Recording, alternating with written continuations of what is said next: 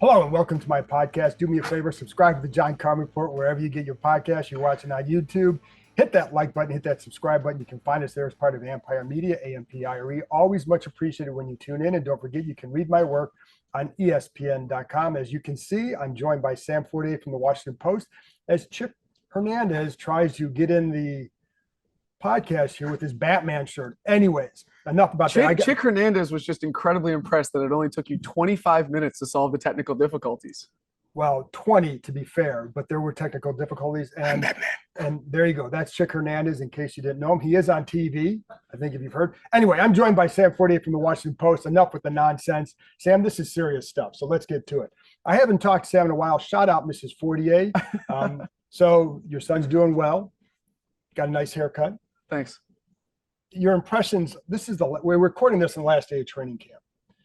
Your overall general take from training camp for the Commanders this year. That's your lead question? That's the lead question. The general take? Yes, it is. We'll get to more specific stuff. I feel like the hope is realer than it's been in my 5 training camps that I've been here for. Is realer a word? Realer? I'm not sure, but I think so. And it feels like there's a substantive potential that's much better than realer for real change to happen here, because obviously the first several years it was under Dan Snyder's ownership, and I know that like I'm saying things that people already know, but like the vibe around here is different, and Jaden Daniels is a big part of that. So I would say, like, when we talk about win totals, I think we've overshot it each of the last 4 years, except maybe that first year under Ron. Even though they won the division, which was weird. But I think that like this year, like not a huge win total expected, but you feel like they could actually build something because like football people are in charge. And what, to that point, and speaking of Ron in the past a little bit, they got rid of one of the guys the other day, Jahan Dotson. What did you make of that trade? What does that signal to right now? To me, it's about fit and it's about attitude, because I think if you were to isolate the 2 reasons that he's not here anymore, you would have to say he didn't embrace this regime as enthusiastically as others, and play strength is a big concern in this downfield scheme, right? Because I mean, one NFL scout put it to me this way: like, he's fast and fluid, but he's not sudden and strong, and I think that's a really good way to encapsulate him as a player and like why he's not a downfield threat. And if you're going to be the number 2 outside receiver, or even in the slot in this scheme, like, you're going to need to be strong to be able to play through contact. And so they made this decision. My interpretation of what Dan Quinn said today was they made this trade without another one, on the hook. Like, They didn't do this to get a third to go get Brandon Ayuk, which I don't think is likely still anyway. Or CeeDee Lamb or Jamar Chase or any of those dudes. I think that they're really they felt like he wasn't going to play. Sell high on a guy who is still not that far removed from a promising rookie season, and let's roll with who we got. I think the play strength is a big deal too, because if you want to play on the outside in this offense, you better have it. So otherwise, then you become a slot guy. And if you're just a slot guy, they have Zacchaeus, they have McCaffrey, who can also play. Jamison Crowder can play those positions. What about trading him in the division? I think it's a bold move. I wrote today that it's Adam Peters' boldest move as GM, not his biggest, because that's still drafting Jaden, but his boldest, because there's a lot of ways this can blow up in his face, right? Like, they're going to play the Eagles on national TV in week 11 for the first time, then in week 15, and they're going to play them 4 more times, theoretically, if the Eagles pick up Jahan's 5th year, that like where the Commanders could want to ascend and be competing for the playoffs. And Jahan, and for that matter, Cooper DeJean, who they traded down and let Philly draft, like, both of those guys will be there. And so, like, they have a chance to be really good guys. And I'm not saying that trading Jahan is the wrong decision, because I think with where you're at, it's totally defensible. But to me, it's about, is it really that big a deal that you're like, hey, it's worth trading him in the division because this trade package is that much better? I don't know all of the offers, so it's hard for me to evaluate that. But I was having this argument with someone else this morning. Like, it is a big deal that they traded him in the division. I think it is. And I think because you always wonder, what does that signal, right? And people, who were around for a little bit, remember when the Eagles traded Donovan McNabb here, and I had this conversation with somebody who said, well, yeah, they knew he was done. Well, but not to the extent that he was, right? The rest of the league. But when someone's willing to trade in the division, on the other end, I'm like always kind of like, why are they getting rid of him? What is it? But I also think he landed in a good spot for him because of the talent around him. how can that help him? I don't know if he's going to be this massive playmaker for them because they have so many other guys, but I think he's in a good spot for him. If you're like, hey, this guy isn't very strong, but he's a really good route runner and he can break people off, if you can create space for him, and he's not going to be the number one thing that people are concerned about. They're going to be concerned about AJ, about Devontae. And so I think that he's going to a place that theoretically will be able to maximize his strengths. And so like if he's going to be put in, a good position for him, I think that's Philly is a good place for him to be. So let's talk about the guys over here. So I'm going to go briefly on this final game Sunday night and then some other stuff. What are you looking for Sunday? Because there are some roster spots available. We know that, and we don't know necessarily for who. But who are some of the guys that you're most looking to see Sunday night when it comes to those final decisions? So the positions to me, I think that are most up for grabs, or that I have a hard time like figuring out when I do the math, is safety, running back, receiver. You could argue corner, although I might argue it doesn't matter all that much. But I think that I think really the conversations that I've been having a lot over the last couple of days is about like the receiver and running back room, because at the depth receiver position, who are you keeping? Are you keeping Crowder? Are you keeping Martavis Bryant or Bryson Tremaine or some of those guys? And then how does Kaz Allen fit into that? Because he's listed as a receiver. They like him as a running back. Cliff Kingsbury used Deebo Samuel's name in the same sentence as Kaz Allen. I know he wasn't comparing them, but like just the fact that you would say like that's his skill set is a massive statement about that guy. And so I think that like how he fits into the running back receiver discussion is something I'm really curious about. And a kick returner as well. Because to me, if he can show that he can help you there, I think that's how he makes it, in addition to what he can do over here. Because the hard part is to keep him in a somewhat gadget role just for that. So like if he can show that he can do that, and it's funny because we kind of went into the last year in the last preseason game eyeing him as well. Some of the same discussion about him for how they liked him, and he goes out and I think he dropped a punt. So like there's he's a guy to watch for sure. The receiver one, I think Bryant, personally, I think he goes to practice squad, but we don't, but I think there's still some stuff up for grabs. Safety is going to be very interesting. And running back, how many would you keep right now? Probably 3. I mean, like depending if you count Kaz Allen, then 4. Okay. But to me, it's Eckler, B-Rob, and then you can kind of go back and forth between oh my God, I'm blanking on Buddy's name, the veteran from McNichols. Yes, I like he like it's between him and Wiley. And so for me, like that for the third running back role. And that's how I would look at it too, because I think Kaz, again, going back to him, is the interesting one. Do they keep him? Quarterbacks. For me, it's just 2. Yeah. And even though Adam Peters was in San Francisco, even though he experienced what it was like to run out of quarterbacks in an NFC Championship game and is probably more scarred than most, it's just to me like it's not worth the roster spot for Jeff Driscoll.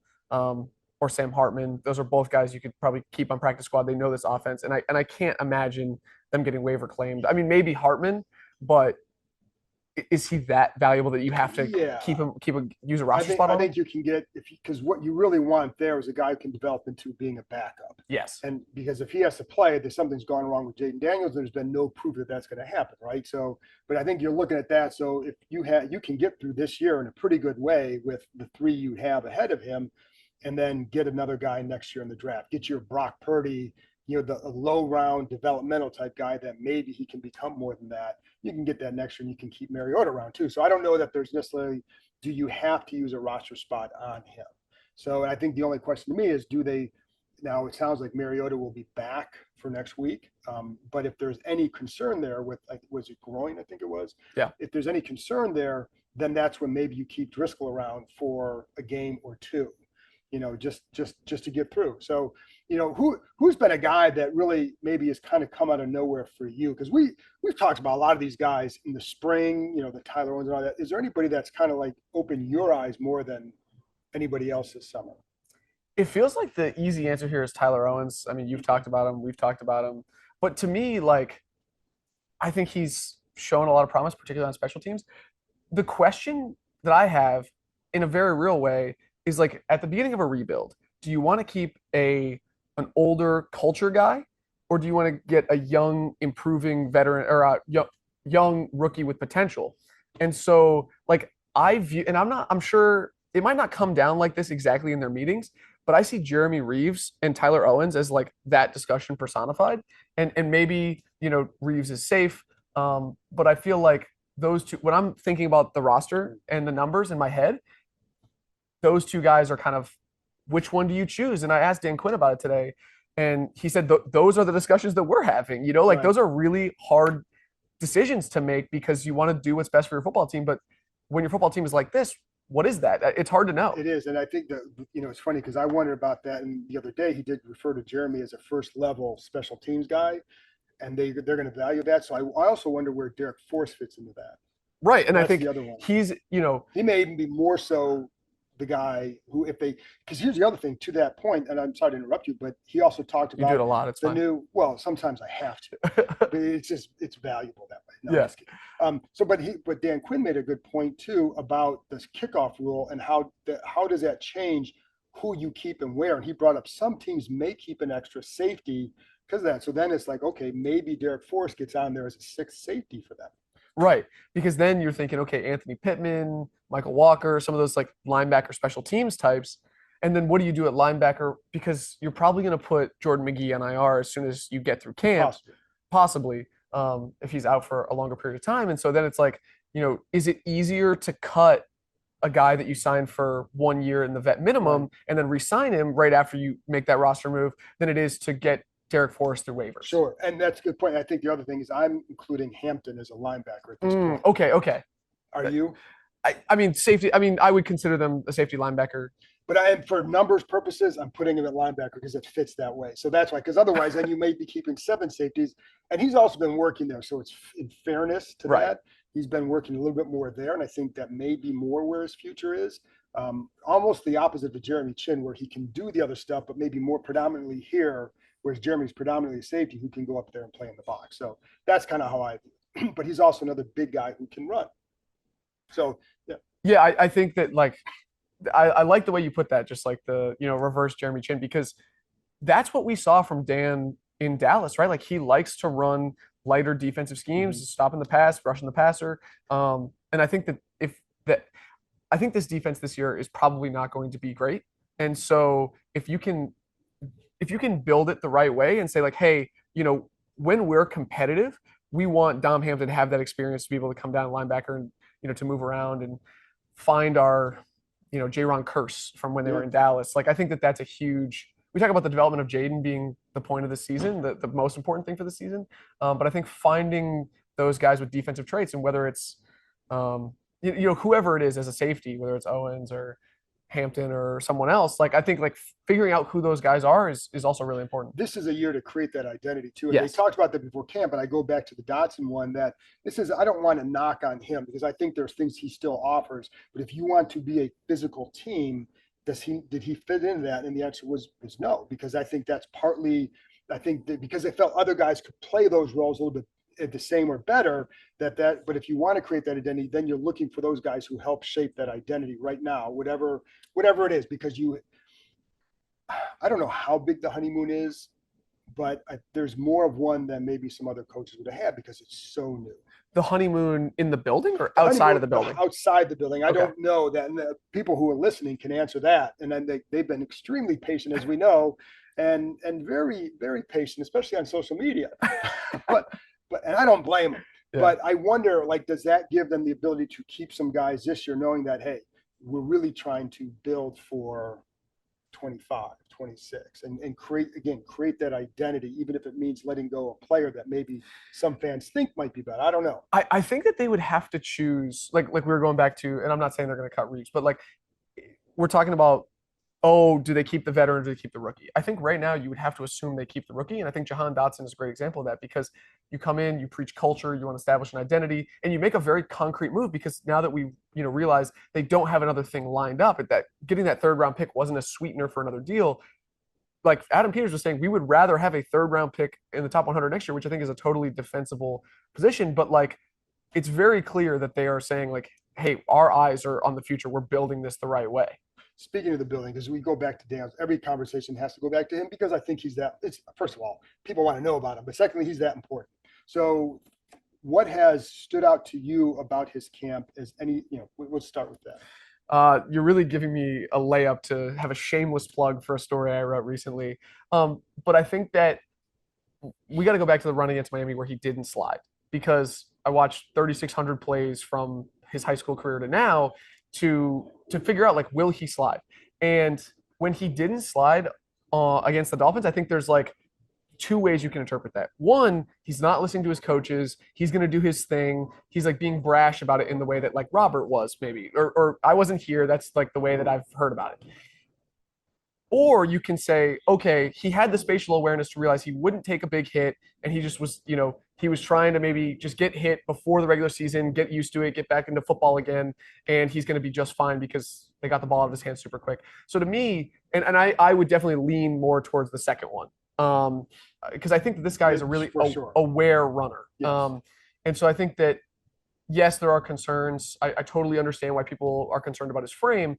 But when I went back and watched, like this guy ran nearly 500 times in college, and on fewer than a dozen of them was he really like playing recklessly. Right. And I think that you see that on the tape and on the field. And the funny thing is, well, first of all, my favorite example is Florida State last year, where he tries to hurdle the line. It's like, I would love to ask about that. It's like, at what point do you realize not a good idea? But what I did like in that Dolphins game, the first zone read, he does dive. So he does hit the ground. So because he could see it. The second one, as he said, guys are coming from behind. I don't think he knew that they were there. And part of me wonders, like, he's used to running away from guys. You know what I mean? So he could see ahead of him that he was not in danger. So I think that's going to be something that, and you know how it is, like most guys say, you get hit a couple of times, you change your style. Now, with Robert, there was a little bit more of a stubbornness, I think, to that. I think with Jaden, I think he understands things in that way, I think, a little bit more, but he's also can beat you more from the pocket. So I don't think he's going to have to run as much. And I think that's a big key. And to me, like the drive before, I think maybe even the more important play is the drive before on third down when the Dolphins disguise a blitz and they get two free rushers off the right. And I think that like when Jaden realizes that and just chucks it out of bounds, so he's not hit and they stay in field goal range, the situational and spatial awareness, to me, like that's the most important play from that game. Not the rush, but especially because last year we watched, and no shade to Sam Howell, but he just did not have that level of situational awareness. And so like that to me, it was like, this is the change. So I'm glad you brought that play because that's when I was talking to Doug Williams coming off the sidelines the other day, and we talked about this. Said two guys came free, and he wasn't even hit, right? Because he got rid of it so quick. But to that point too, there was a third down play I think in that game where it was like a third and long, and they're kind of in field goal range. He look, get it out of it, get the yards, protect the points. And they got a field goal because of it. I think it was like a 46-yarder. So they put him in better field goal range. He did not force a play down the field. It was a smart, again, it was a subtle play. Like it's not a flashy play. And I was talking about Bram with this the other day. And this is like Caleb Williams had a really good preseason. I'm not knocking it, but the play that people are talking about is the big flashy play. Well, we haven't seen that with Jaden, but we've seen a lot of really good decisions. And I think that's the stuff that sustains. And, that's not a knock on Caleb at all because he made some other good plays. But just instead of seeing the flashy, we've seen the subtle, really good decision-making from him that I think that if you want to be encouraged by anything, I think that's the part. It's doing the things that we have not seen here in a long time. And also just like that, like, I feel like the clips of him getting hit, the Florida State one, the Mississippi State one, the Ole Miss one, like that is not just him as a runner, but I think it builds up his reputation as recklessness and a level of selfishness and wanting to always make the play. And I think that's a misnomer because you see him understanding the nuances of the position. Like, hey, like this is not going to look good in the stat sheet or it's not going to like be a highlight that fans will like go nuts about. But this is part of playing the position that like people who really watch and pay attention to like appreciate. Yeah, and I think that's gonna, again, I don't view him as a selfish type player at all. All right, so no, that's not what I was thinking at all. I was thinking you and I, and it's natural, right? Because like we watch this team every day, we show up, we talk about what the coaches are trying to do and how they're progressing. like Jaden is a rookie coming in and we don't know what to expect. I think we've been pretty clear about that. But is there any part of you that worries that like we're overestimating him? Well, the only thing I'll say is I always point out to this point, this is what we've seen. We can only go by, even when Robert was here and he started going the downslide, I tell people I can't help what I hear or see. And I'd say the same thing here. So I don't know that nobody, to my knowledge, I haven't, and I don't think you have, has said like, oh, this guy's going to be the greatest player ever. I just think like what you see is like what you hear behind the scenes is really good. Yeah. That we know. What we've seen on the field, we've pointed out those things. Now, are there some things, is he perfect? No. And there was a play the other day where the loft to Terry, they said that, the play should have gone to the other side. Okay.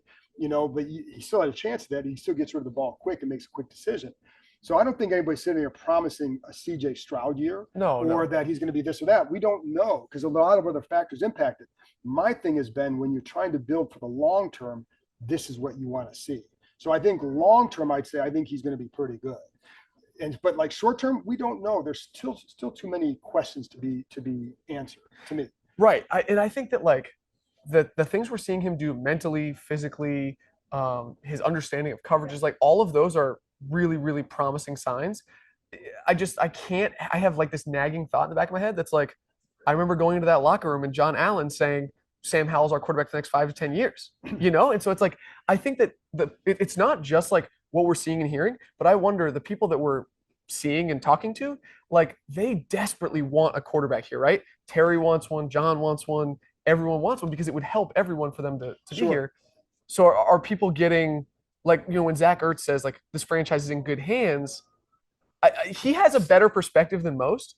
And I'm not at all trying to say Jaden is not going to be the guy because I think he's going to be very good, but I'm just trying to interrogate my own biases. No. And I've wondered that. And I think with some of it, the defensive guys aren't in the huddle with it. So they're going to see things like you're right. Like they like Sam's competitiveness and all that. I do think when you hear them like, oh, this now looks different. Like McLaurin, I think is genuinely excited about. He was excited about Sam though. Not to this point, not to this level. Okay. You're right. But and like when you would, I just remember last year talking to him multiple times in the locker room about like, hey, how's it coming along, right? And the measuring points along the way. And he would always like, yeah, we still need to get to this. And there was always a yeah, but. And so I never felt like there was, as the season was going, a full embracing of that. Now, early on, I think there's always that hope, right? And that's where we're at now. But and I like, so when I would hear those things or talk to Terry, I always wondered how much of it is the quarterback, how much of it is the coordinator. Oh, I think it was both. But I do think that some of it was just because it was specific to he needs to be able to do this. We need to get to this point as a combo, right? So, and it's not that he wasn't, knocking him down. It was just, I didn't sense the same level. But again, they haven't played a game yet. That was after they play games. But I think when you see the talent, you see the accuracy, the placement, that's what gets them. And then with the behind the scenes stuff, like, oh, okay, he's putting in the work. Then you come out here and you see, like, we saw the legs in college and we see the ball placement accuracy. Then it's like, okay, he can be pretty good, but there's still other factors that are involved in this, right? You still have to put guys around him that can succeed. You still have to call the right games for him, and he still has to go out and prove it. But I think to this point, that's all we can say is to this point, it's been good. And I think that's exactly right. Because like when I go out to dinner with my friends or talk to my family or talk to people with other teams, like they like the number one question is like, so is he going to do it? And you never know with any quarterback, even as much as the position is scrutinized. And so I think that's a good landing point for us to exit camp on is he seems to have everything that you would need to do it, but you still just never know. Right. And there's always a mystery. But again, to this point, he's checked the boxes each step of the way. So there you go. We'll end on that one. I'm just happy that Sam stuck around as I tried to get my wireless mic working, and it did. And that was a good discussion, Sam. Thank you. Where can they find you? They can find me on TikTok now. That's right. YouTube, Instagram, Twitter. I have get out of here. I have way more places that people can find me. They can find me at thewashingtonpost.com. And I want to give a quick shout out to Quinn Bird, from Maine who was here, is interested in sports journalism, and always great to see people trying to get into this business. Absolutely. I think there's still a lot of value in that. I There agree. better be. Better be. Yeah, you and I hope. There you go. Thanks. Pin our livelihoods on it. Thanks to Sam for joining me. Thank you as always for tuning in. I'll be back Sunday night, probably Monday morning. I'm not doing it. We're not putting the post-game pod out at 1 a.m. after the third preseason. It's not a grinder. That's what I'm taking away from Monday morning. It'll come out. Well, I'll be doing it, but it'll come out Monday morning. So anyways, I'll talk to you next time.